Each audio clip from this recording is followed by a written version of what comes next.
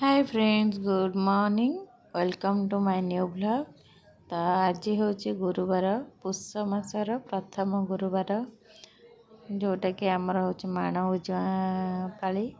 तो से सका उठी नुआ लुगा पिंधि परिवा कटारे बसी जाइलु। राति पिठा सब आम छाणिकी रखिदेलु। एपटे डालमा करने मुग डाली भाजी तापर सब परिवा काटिकी डालमा बसई तापर सिझा मंडा होगापी सुजी खली मामा करदे।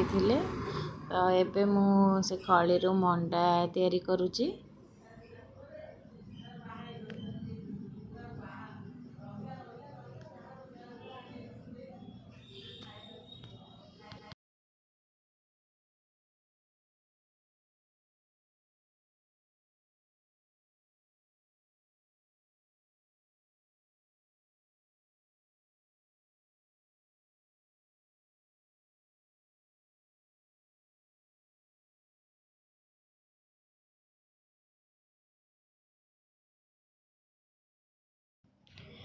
तापरे मु आसी जाइली लक्ष्मी पुराण पढ़ापी।